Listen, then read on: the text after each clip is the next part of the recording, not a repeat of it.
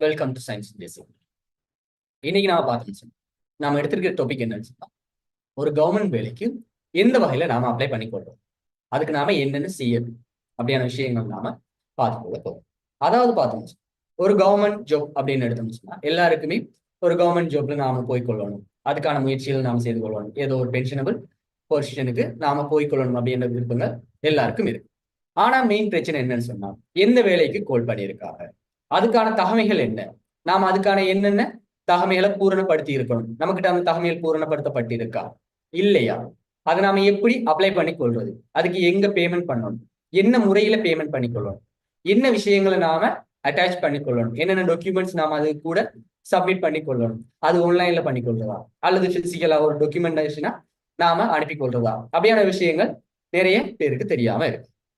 So அந்த விஷயங்களை clear பண்ணி கொள்றதுக்காகவும், அதே போல கவர்மெண்டால இலவசமாக கோல் பண்ணப்படுற கோர்சஸ் இருக்குது, நிறைய பேருக்கு தெரியாமலே இருக்குது.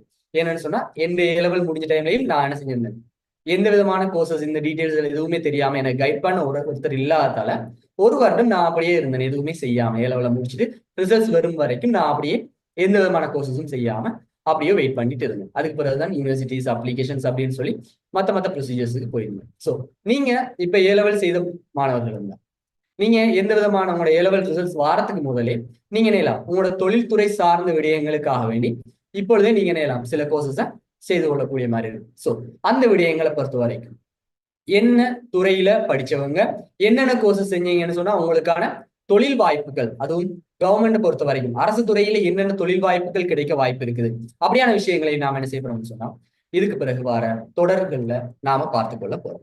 சோ இதுகளை மீன் பண்ணதான் நாம என்ன செய்யறோம்னு சொன்னா தி கெசட்ஸ் அப்படின்னு சொல்லி ஒரு சேனல்ல நாம ஒரு பிளேலிஸ்ட் உருவாக்கி கொள்ள போறோம். நம்ம சேனல்ல இதுக்கு பிறகு நீங்க பாத்தீங்கன்னு சொன்னா நம்மளோட லைவ் இருக்கும், அதுக்கு பிறகு ஒரு பிளேலிஸ்ட் இருக்கு, மாணவர்களுக்கு படிச்ச வீடியோஸ் இருக்கும், அதுக்கு கீழே தொடர்ச்சியாக வந்துட்டு தி கெசட்ஸ் அப்படின்னு சொல்லிட்டு ஒரு பிளேலிஸ்ட் ஒன்று உருவாக்கப்பட போகுது.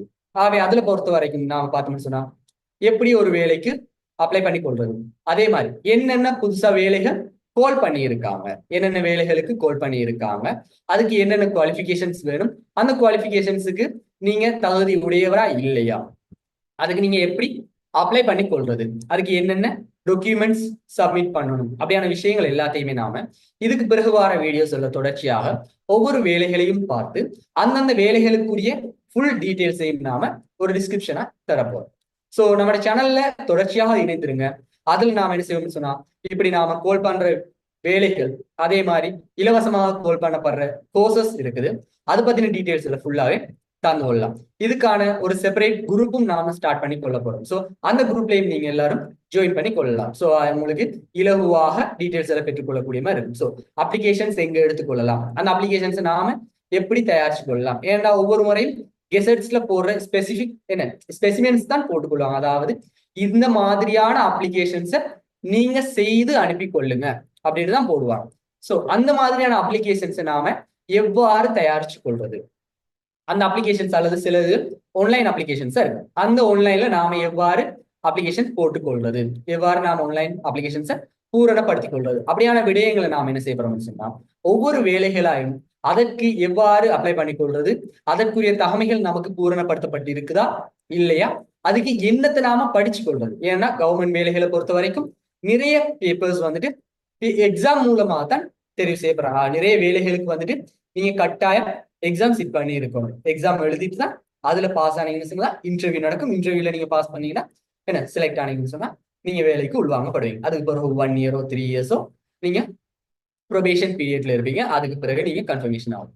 ஸோ இப்படியான நிறைய ப்ரொசீஜர்ஸுக்கு மத்தியில தான் இருக்குது. ஸோ அந்த ப்ரொசீஜர்ஸ்ல நாம என்னத்தை படிச்சு கொள்ளணும், அதுக்கு எப்படி நாம ஒரு வேலைக்கு நாம அப்ளை பண்ணிட்டோம் அப்படின்னு சொன்னா அந்த வேலைக்கு என்ன விடயத்தை நாம படிக்க வேணும், அது எவ்வாறு கேள்விகள் வரப்போது, சாம்பிள் அதாவது மாடல் கொஸ்டின்ஸ் எப்படி இருக்க போகுது, பாஸ் பேப்பர்ஸ் எப்படி இருக்க போகுது அப்படியான விடயங்களையும் நாம இந்த இடத்துல கலந்துரையாட போறோம்.